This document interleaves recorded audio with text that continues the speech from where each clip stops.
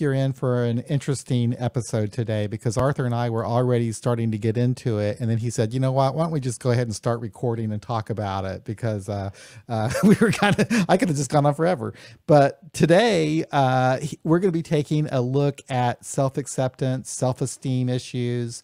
And the topics are based on some articles on the Smart Recovery website that are in the resources section. And then you go into articles and essays. And then there's some essays there about self-acceptance, self-esteem, and so forth. And I read some of these articles at the suggestion of Arthur at his meeting on Thursday. And I may not have read exactly the same articles that he was suggesting we read, but I think that I got the gist out of it. And very interesting stuff. So let's just say hello to Arthur over there. Arthur, how you doing? Good. How are you, John?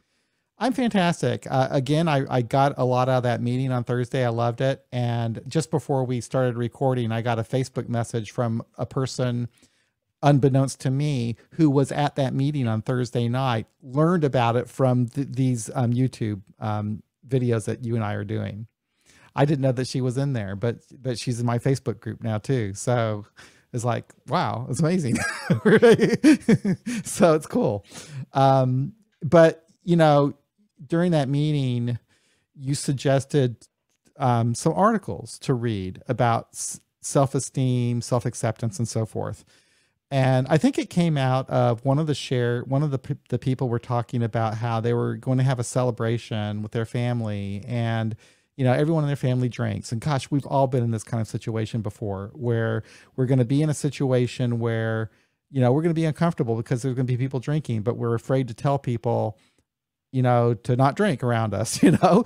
And it was like, you know, she just made that decision that she's going to say, you know what, I'm just going to tell everybody, I'm going to ask everybody not to drink, you know? And I thought, wow, that is so cool. And I don't know if that's where your suggestion came from to read these articles, but wherever it came from, I read them and they were awesome. Yeah, that's not really, I don't think that's where it came from. It came from somebody else who was talking about it, but this comes up all the time in the meetings. Mm-hmm. And, you know, what we were talking about with that one person is, it's amazing how many people, kind of off subject, it's amazing how many people ask the question, what do I tell my friends that I'm not drinking anymore? How do I tell them that? Because they're used to me drinking. They're used to me being what they consider the life of the party. Right. And when if they're out playing golf, they consider that, you know, when you sit at the, you know, after you play golf, you're sitting in the clubhouse, you know, everybody's drinking. You know, you know, what do I tell them? They're used to seeing me do it. Well, bottom line is, most people don't really care. That's true. That is you true. know, it's like if somebody said to you, "Why aren't you drinking?" I don't feel like drinking today. Yep. Very few people care. Very few. The ones who might give you a hard time are probably already drunk themselves. Yeah. So point is that all you have to, like, and to give you an example, I was in the hospitality business. Now, alcohol was not a problem for me, but it wasn't. But that doesn't mean that I drank, that I was able to drink on a moderate basis. Mm-hmm. I just didn't drink.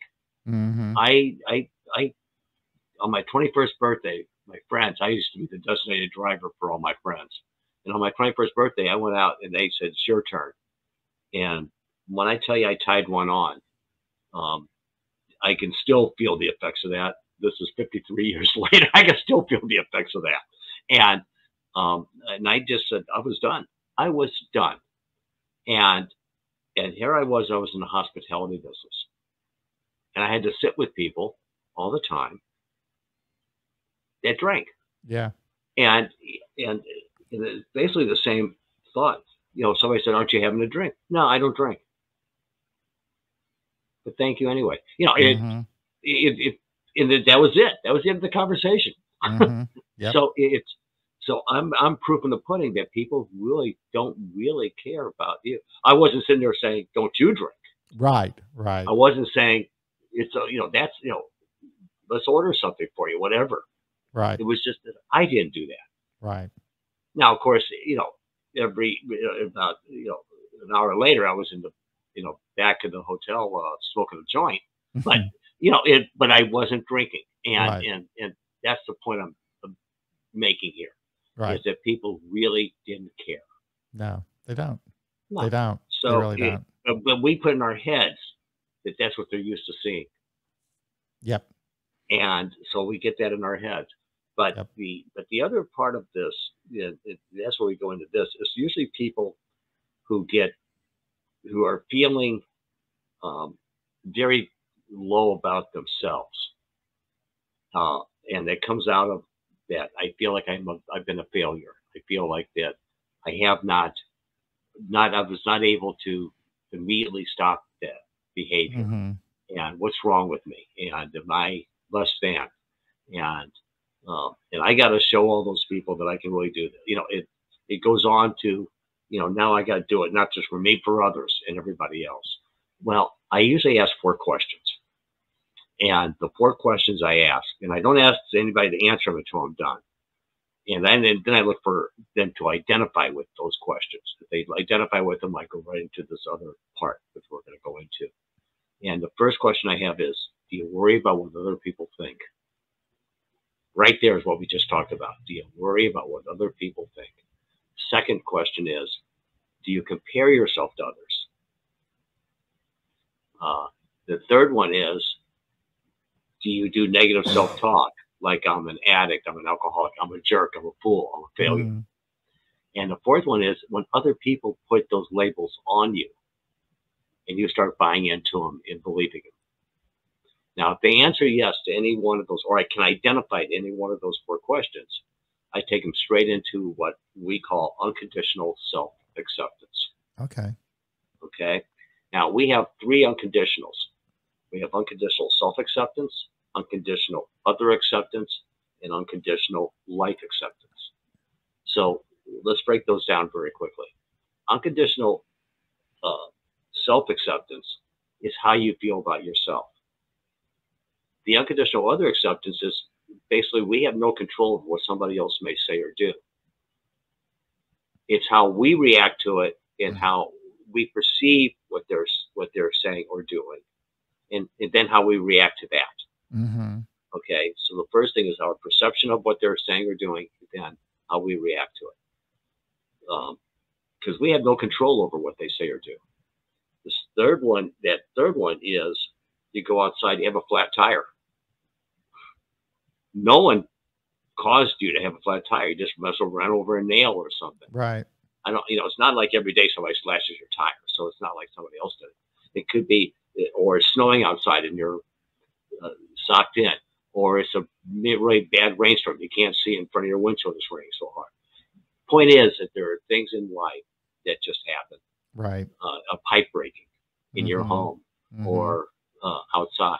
The water heater all of a sudden fizzling out. It could be any number of items that would be upsetting. And in the past, what you would do is, first thing is, this is unbearable. I really can't stand this. Let's go drink. Right. Or drug or whatever it is. Let's procrastinate it and just, well, again, you have no control of it. So it's how you perceive it and what you do with it. If you have a flat tire, well, you can either sit there and yell and scream and carry on and jump up and down, or you can say, let's go and get the tire fixed, or change the tire, or call AAA, or whatever it is you do, and come up with a solution to the problem, not buy into the problem and let that take you someplace else. Right. Okay, so those are the 3 basic ones. Now, when it comes to the unconditional self-acceptance, again, that's a look at yourself. And the way it basically starts is, you know, I accept myself because I have the capacity to do so. I am alive and I exist. Right. And my existence is enough for me to accept that I am here and I am okay. Right. Then it goes into, I am not my behavior. Yeah. And that's huge, because what happens is when we're either drinking or under an influence of something else, is we may act out in ways that we wouldn't normally act out if we weren't under that influence. Whether it be alcohol, drugs, again, gambling, whatever the maladaptive behavior is. the uh, the next, really another part in there is that just because I failed at a task does not make me a failure. Right. Okay, so because the minute you start thinking of yourself as a failure or as a loser, where's that take you? You know, you feel like you're at the bottom of the bottom Mm-hmm. in your mind, and that there's no way out, and that's where you get that hopeless, helpless feeling. And again, you partake of your substance. Mm-hmm. Okay, so that whole setup, that whole article, an essay, is basically about that, and about that we look at our own approval as from things that we accomplish Right. in life. And that's not where it comes from, because then you're really seeking it from outside. Exactly. Okay. Because you could be a, you know, and there it talks about you can be a 5'6" teacher, but you'll never play basketball for the Boston Celtics. Mm-hmm. Okay. But that doesn't mean you're not a really good grand teacher. Mm-hmm. Okay. So it's like, so if that person who's 5'6" starts comparing himself to, I'd like to be that basketball player who's 7 feet tall. Mm-hmm. It's just not going to happen. But the point is that when you start making that comparison, you start thinking less of yourself, because you're looking at this person who's doing this, and yet you could be really good at what you do. Right. We do Yeah. the best we. So the bottom line is we want to do the best we can. And there's another part to that, which is that a lot of us want to think of ourselves as being perfect, Mm-hmm. and perfection, as it comes out, is a big part of this whole article. Right. And when you talk about perfection, who's perfect? And nobody. Nobody. But people like to think that, you know, if I ask that question to a big group, you'd be surprised how many people raise their hands. I want to be perfect. Really. They want to be Yeah, perfect. Yeah. yeah. Because they think of perfection in a different, I guess, in a different way. Like maybe as And a goal. exactly. And yet again, who is perfect? It's Mm-hmm. kind of, it's like, you know, the other day I had to write a verification for somebody to a jail system. I Mm-hmm. get a email back that I have put in a wrong courtesy copy to the person's HR department. And I remember right back saying, sorry, perfection is not one of my attributes. Mm-hmm. So, Yeah. you know, and I said, ha ha, you know, made a joke out of it.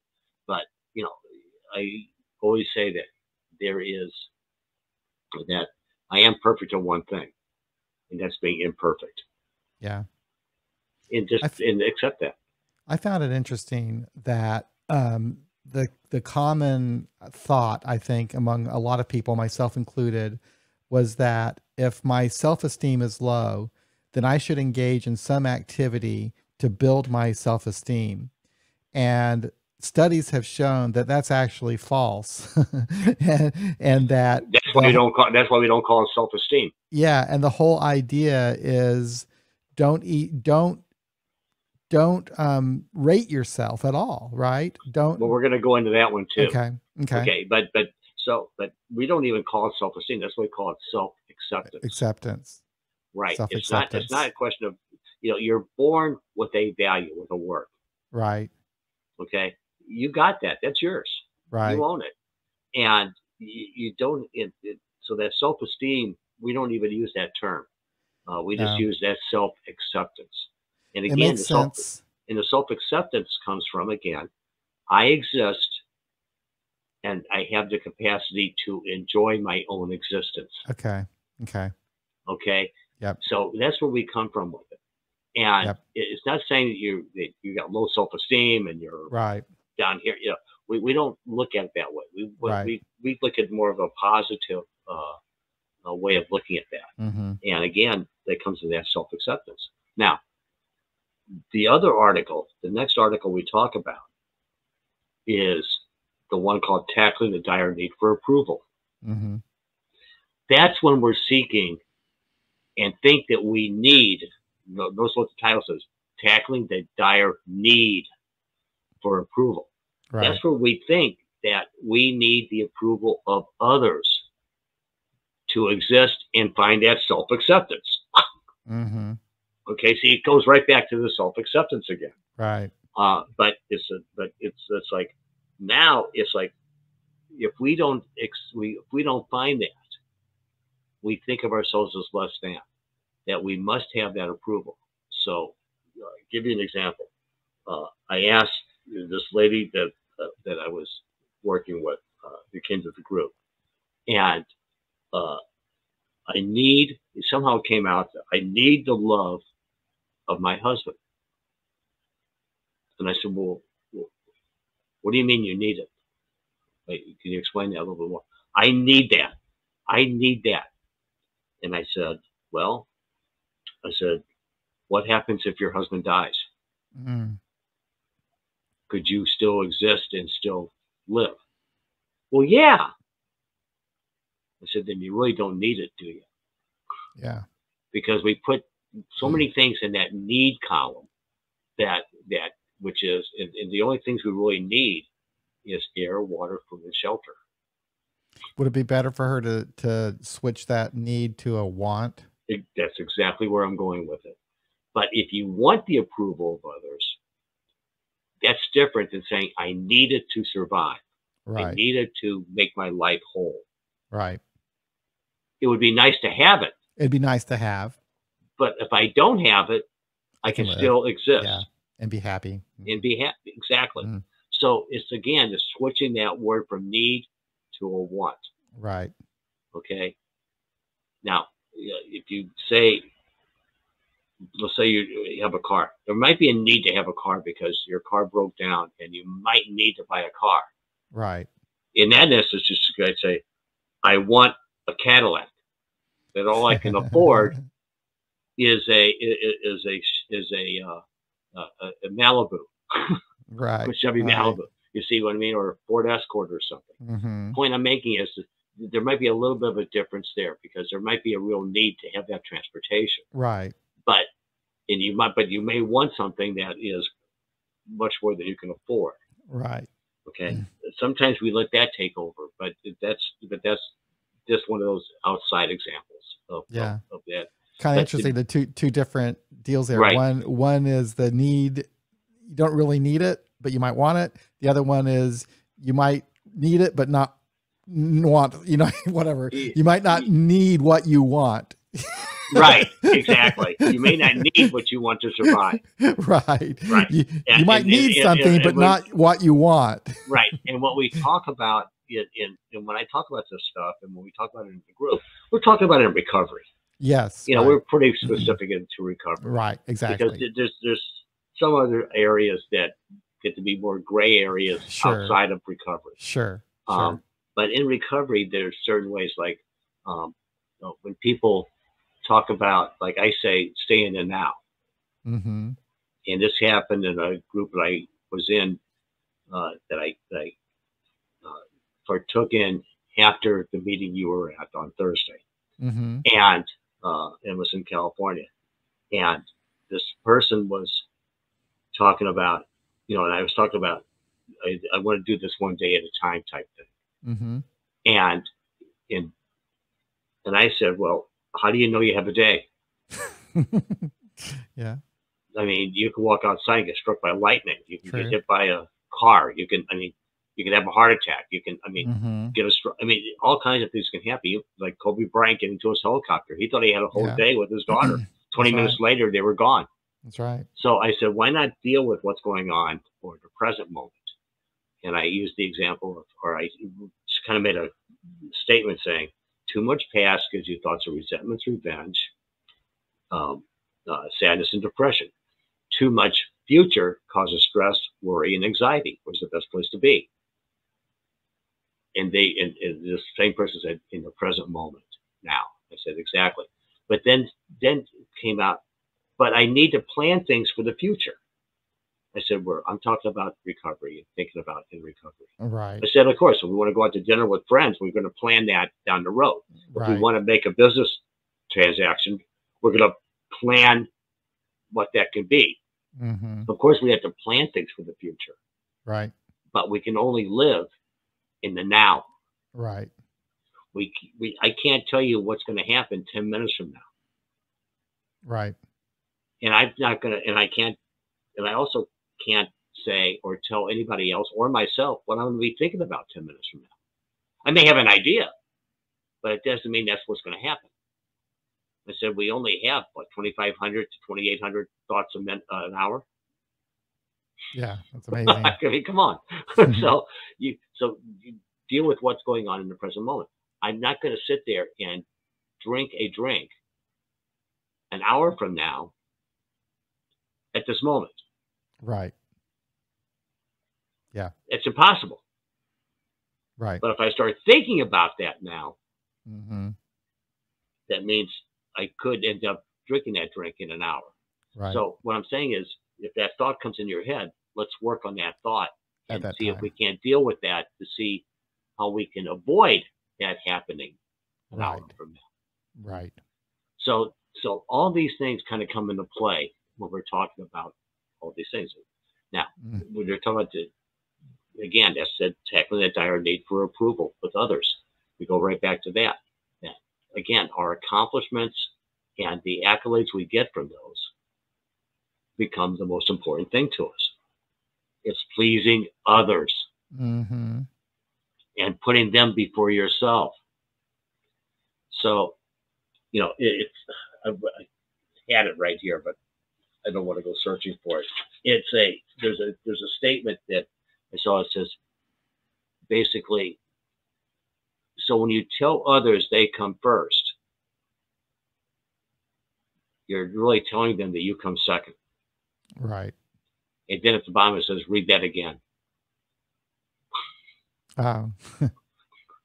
Okay. So, you know, so in recovery, if we take care of ourselves, all the other things kind of come into play and work for us.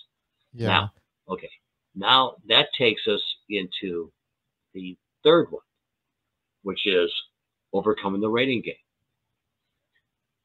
So bottom line with that one is that they're saying to rate yourself is really kind of putting a judgment on yourself. It's saying, I am really great, but by inference, if you say I'm really great, what else can you say? Oh, you say you're not. I'm not loser. Great, Yeah, right? Yeah. So you're all of a sudden back in that same. Going back to the first one, unconditional self-acceptance. And the bottom line to that one is do you want other people to judge you? And what's the normal answer to that? Do you want people to judge you? Yeah. You probably the normal answer is no, you don't. No, you don't. So if you don't want others to judge you, why would you judge yourself? Right. Yeah. Okay. And when you put it that way, people don't usually see it that way. But if you take it outside and then show them when they hear it, it makes a difference than the way they're thinking about it. And then that can change that thinking. Yeah, if someone was talking to us and telling us the things that we sometimes tell ourselves, it would be unacceptable, you know, for someone else, you know, to be talking to us that way. But yet we do that. I do that myself, you know. We do that. Yeah, we do that all the time. If only. Yeah. What if I did this? Or what if oh my God, I failed at this. Again, it's going right back into those cognitive thinking distortions. Yeah. That you take a failure as a never-ending pattern of failing, which is not true. Okay, and when you start thinking about that, where do you put yourself? Right. And that's putting a judgment on yourself. That's rating yourself. So again, it goes right back to the original thing. I accept myself because I have the capacity to do so, and I exist. I'm alive. Not pandering to any outside authority. Right. Yep. So when people start realizing this about themselves, it makes a huge difference in their recovery because they see it differently now, and they think of it differently. When a person is drinking and they're really down and out, They might say something like, "No one loves me." Mm-hmm. Is that a true statement? No. It could be that they don't like you a whole lot right now, Right. but it doesn't mean they don't love you. Right. Right. But you just take that whole idea, and now you're down. Now you put yourself, you're rating yourself down as a failure. And if I'm a failure, who can like me or love me? Mm-hmm. Yep. Yeah, it's interesting to think about it this way. I think I've been programmed from just people I know, friends of mine who meant well, encouraging me to do things to feel better about myself, Uh-huh. and never really stopped to think about, well, that puts a lot of pressure on me that, oh gosh, if I don't go to the gym today, I'm a loser. If I don't do these great things that I'm supposed to be doing to build myself up or whatever, Right. then I'm a failure once again. It's just, instead of just saying, wait a second, I'm okay just as I am. I didn't go to the gym today, but I'm still okay. Yeah. I mean, do I have to have a body like Arnold Schwarzenegger back in his prime, Right. or am I okay? How many times do I have to lift a car up? I mean, Right. come on. Exactly. So and that's that comparing yourself to others Mm-hmm. coming into play. Mm-hmm. I wonder how many people out there, and I never thought of it this way. It just the first time this thought just came into my head is how many people out there say, "God, I wished I was like that guy on TV. Mm-hmm.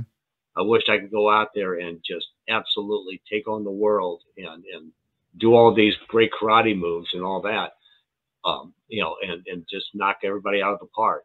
Or or if I was a woman, I wished I looked like that one. It's Boy, a I huge tell you, problem. yeah. A huge problem on social media with young women in particular. Well, it could be with men too. It could be either Yeah. way. It doesn't have to. I think we more stereotyped it as with young Yeah. women, but I think it could be Could men. be anyone. Yeah. Yeah, it could be anyone. Yep. Yep. So. One of the essays I read that I don't think that you mentioned to read, but I found was interesting, was one, Developing an Enlightened Self-Interest. Mm-hmm. And it talks about where it says, put your own interests first. Put your own interests first. But that doesn't mean that you don't take into account the interest of other people, but that as a human being, we are kind of like biologically set up to look out after ourselves first, but we also have this biological need to be social. Yes. With others. And so the two kind of work together, that I can have my own self-interest, but I can also work with my, neighbors and friends and so forth and help them out, because in doing that, it also helps me. Right. Exactly. And that's okay. Okay to be there for others. Now, I just found that thing that's saying, okay. That's the problem with putting others first. You've taught them that you come second. Yep. And then it says, read that again. Yep. So, yep. Even in my workplace, they told us, they say, this little saying that they say, when you're on an airplane, if the plane's in trouble, you're supposed to put your oxygen mask on yourself first before you help someone else. Well, right? And why do they think they say that? Because if I don't, I'm not going to help anybody, because I'm going to be dead. I'm not going to be able to breathe, right? You're not going to be able to help them. Right. So you put yours on first, and then you put on theirs. That's actually I think it's in our family and friends book. Oh, is it? Yeah. But we use the oxygen mask thing all the time in meetings.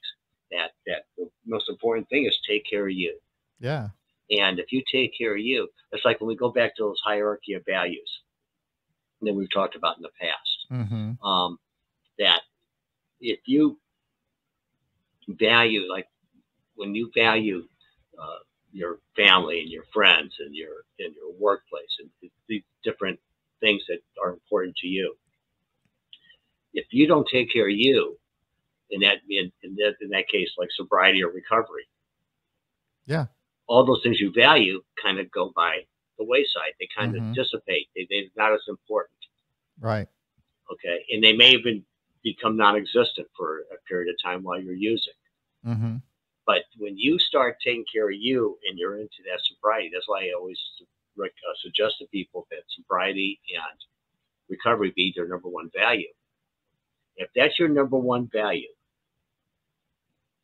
all those other things that you value are also there, including others and workplace and friends, the whole shebang. Mm-hmm. I mean, I've heard people, and we started talking about this before we even started, that people put in those values like spirituality and religion, or God, Mm-hmm. and that's okay. That's their value. That's Sure. what they believe in, except that their access to alcohol or drugs may be greater than Yep. the way they deal with their Mm-hmm. spirituality and their Mm-hmm. religious beliefs, Mm-hmm. and it may overcome those things and take over. But if you have the sobriety or the recovery, then those things become intact. Yeah. And that includes self, and Yeah. not necessarily needing that desire to need for approval from others. Yeah. If you're told, if you're a person who's been told that you are selfish and and therefore bad because you're thinking about doing things for yourself, it can be kind of liberating to stop and think that instead of thinking in terms of being selfish or self-centered, think in terms of having your own self-interest at heart. Mm-hmm. And that's a normal human, probably any biological person, any biological entity has that interest, your self-interest first, because you're just programmed to survive. You've got your self-interest there, but and there's nothing wrong with that. And there's a way to be thoughtful about that self-interest of yours, and Mm-hmm. and using that in a way to also have other people's interest in mind, and just kind of live a nice balanced life with that in Mm-hmm. mind. And it's just a different way of thinking about things, because I think that sometimes there have been times in my journey in recovery where I thought that if I had to reduce my ego, that I had to stop thinking about myself so much and think more about others. But in fact, what I really needed to do was recognize that there's a need for me to have some interest in myself. There's a want. Yeah. Okay. A want. Because you don't need it. I guess I don't, but it would be difficult to survive if I didn't have. But you want it. You Yeah. still want it. Yeah. The point is, if you feel like you need it and you're not attaining it, what happens? Yeah. Okay. But wanting it, needing it, the minute you say I need something like that, you're saying, I hear you. I see that might be a necessary thing to have, but I don't need to do it right now. Right. See how that word need comes in? Yes, I do see that. The need is maybe in the future. Yeah, it's telling me that I right now I think I'm incapable. I'm not, or I'm not ready for it. I'm not ready. Yeah. Right. But because people say I need sobriety, Yeah. well, maybe they do, but they're not ready to get it yet because they don't want it. Right. Okay. It's like, again, it's like finding those leaves in their backyard, and for us people in the Midwest, and somebody says, you got a lot of leaves in the backyard. You're gonna rake them up? Yeah, I need to do that. Mm-hmm. What's that infer? At some time. Yeah. I'm going to rake them up. I'm choosing to rake them up. This is more in the present. I'm going to rake them up. Yeah. So it's not a question. So it's a question of, again, putting a want or need in front of a want. Mm-hmm. And that want, if we can change that one word from need to want, or prefer to, or choose to, that is very powerful. It's just a powerful, more powerful way of thinking about it and expressing it. I like this idea of word exchanges. It's an easy tool for me to use to just kind of switch one little word around, and it changes the entire way that I'm thinking about myself and whatever that thing is. So it's pretty powerful tool. But the other essay that I read that I posted on in the Facebook group where this person responded was really interesting, because it was all about it was written by Michael Edelstein, who's tremendous. He's a really good psychologist. He's a guy who's brilliant. Guy's brilliant. Wow, it was so interesting, this little essay that I read, and it was titled "The Trouble with Self-Esteem," and he was citing scientific findings, experiments, what we know to be true about self-esteem. And reading that essay, it was like, wow, this is not what I normally think about when I think about self-esteem as being something good, desirable, and so forth. But they point out in that article that, axe murderers, criminals have high self-esteem. They don't see anything wrong with or someone could have really great self-esteem that they think they're really great at math and they're not, and it's just like this whole idea of it's not even esteem. It's like becomes like egotistical. Or arrogant about it. It's point is, people talk about get your ego out of the way.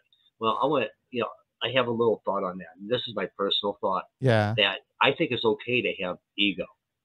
I think it's okay to have ego. I'm going to repeat myself. And the reason is because if I don't think good of myself,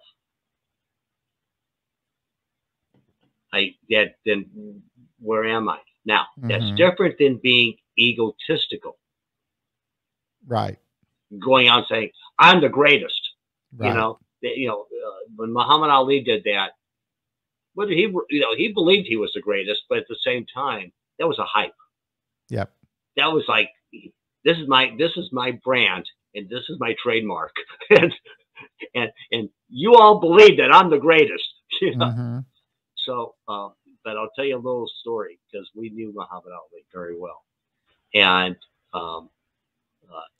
Muhammad gave a gift to my father on his 75th birthday, on my father's 75th birthday.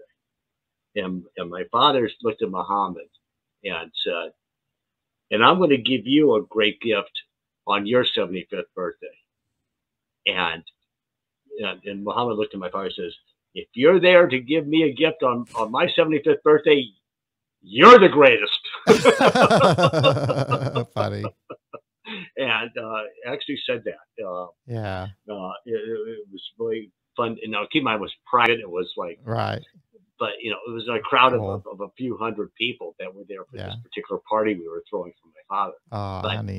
But when that was said, it was like, that was really, it was meaningful to us as, in our family. I bet. It was made as a joke, but it was, but that was so funny when now, if you're there for my 75th, you're the greatest. You're the greatest. Yeah. So, he was a special person. Now, to get back to what we were talking about, one of the things I do with groups, and I do this every now and then, is I'll take out a $20 bill. And I say, who wants this $20 bill? And of course, you have people, I want it. I said, okay, now, then I take it and I hold it up here. And I fold it and fold it and fold it until I can get it about this big. I said, who wants it now? I do. Why do you still want it? Because it's still a $20 bill. Right. And then I take it and I put it between my palms and I go like this. I said, how about now? You still want it? Yeah. Why? Because it's still a $20 bill. And then I said, what if I put it on the ground and I mash it into the carpet? How about now? Of course I want it. It's still a $20 bill. So bottom line is no matter how many times you've been folded, crumbled, and crunched, you still have a value. Ah, very good. Very good. Okay. And that really points out to them that we've been knocked down. We've had these things happen to us, Mm-hmm. and yet we still have a value. Yeah. Well, you know, I'm so glad that you recommended those articles. Even if I didn't read the articles you recommended, I'm going to go back and read the other ones too. But that is a tremendous resource. When you go, it's on the resources section in on the Smart Recovery website. I'm going to link to it, and they've got articles and essays, all kinds of them, and these were really good. I mean, I'm glad that I read these, and I'm glad that you recommended it because it helped me rethink what I understood about self-esteem, and to not even think in terms of self-esteem now, but rather to think in terms of self-acceptance, which makes much more sense, and it puts a lot less burden on me as a person to have to try to do something to achieve something so I can feel better about myself, and that just doesn't really work or even last very long when I already have that value. So it's already there. You were basically born with it. Absolutely. You know, so if you really look up, I think, self-esteem and self-worth, and you look those two things up, you will see that there's a distinct difference. Yep. That is there. You know, one is more like how you feel about yourself, and one has that value that you were born with, worth. Mm-hmm. Okay, and that's that self-acceptance. That's ingrained. That's in you. Okay? Another thing I got out of that meeting of yours, by the way, I'm sorry for interrupting you, but it's just a thought that came through my mind. I just wanted to blurt it out. You recommended this book I'm going to start reading today called what is it? Unfuck Unfuck Your Brain. This one, right? I can't. Yeah. I'm holding it up by Faith Parker. Faith Harper. It doesn't have a U in there, so I guess it's not really unfuck, but it's F something CK, your brain.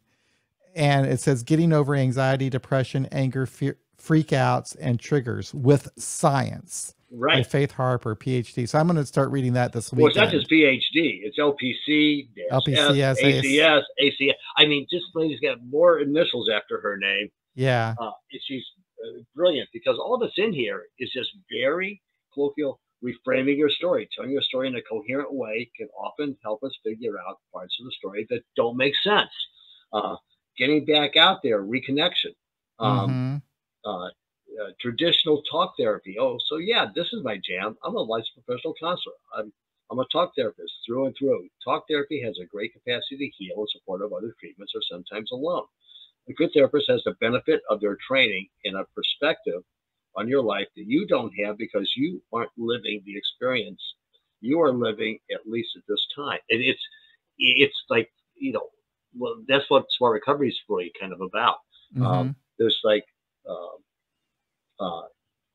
you know, there's different, let's see, anger is a secondary emotion. It talks about that. It talks about soothing, grounding, getting help with grounding, getting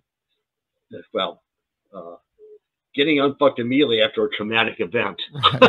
Yeah. You know, so I'm looking forward to it. I mean, little things like that help a lot, you know, just to, you know, had I not gone to that meeting, I wouldn't have known about that book. I'm going to get to read the book now, and all this stuff is so helpful. It's not something you'll find on our website. It's not recommended by our website. I just happened to find it in a store, and when I started looking at it, it was ways to get out of that. That low self-acceptance attitude, and find things to distract you. And this is saying that there are ways to get that dopamine rush to, you know, ways of doing things. Exercise, get yourself outside. When you're ready, remembrance and mourning. I mean, there's a lot of really good stuff in here. Yeah. So I'm looking forward to that. You know, and the point is that there's things we can do. I found another book that basically says 250 ways to get high without the use of drugs or alcohol.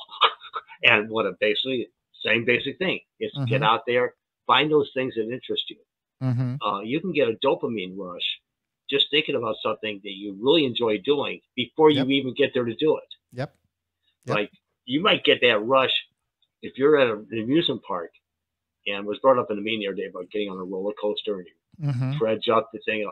But if you think about it in a different vein, that you're actually at an amusement park and you're looking at that roller coaster and you're going, my God, what's that? I'm going to love that. It's exhilarating. Your brain is lighting up as though you've already been on that ride. Yep, that's right. Okay. We call that the anticipation stage. Yep. And the anticipation can light up our brains for things that we really enjoy or like. Now, it could happen with drugs and alcohol. If you run out of drugs, let's say you're an amphetamine user, and you don't have them, and you're like this, right? And then the dope dealer calls you, and then you go, he's on his way. All of a sudden you're awake and you're going. Yeah. That is that's that anticipation. And the anticipation lights up your brain like you already did it. Yeah. But you can find good things to do that you enjoy. We call those vital, absorbing, creative interests in smart recovery. Right. And when we get into those backseas, those will create that same dopamine that you're seeking with drugs and alcohol. Yeah, that's what this podcast does for me. That's what this is, a vital what is it called? Vital absorbing creative interest. Yep, that's what this is for me. It's and it's been a huge help to my recovery as well, and just as a person learning about the things. So I think we did good today. I think so too. I was going to tell you, so I'll let you kind of decide what we want to talk about maybe next week. But one thing that I'm really becoming interested in is motivational interviewing. And I wonder if that might be a good episode. And I don't know if you want to do it for next week or maybe further down the line, but I just find it to be really interesting. And it might be, maybe it's something that comes more into play for someone who's actually going to be facilitating a meeting, but maybe it's good for people that just go to meetings to understand what motivational interviewing is when they're interacting with the facilitator. I don't know. Well, why don't we include motivational enhancement therapy? Okay. Because that's where that basically is used. That sounds good. That sounds good. We'll do that then. I can read up on that and have an intelligent conversation with you. So that sounds good. Excellent. And you're expecting one from me? I think I am. I only hope. I can only hope. So yeah, thank you, Arthur. I do appreciate this. I will talk to you later, my friend. Okay. Looking forward to next week.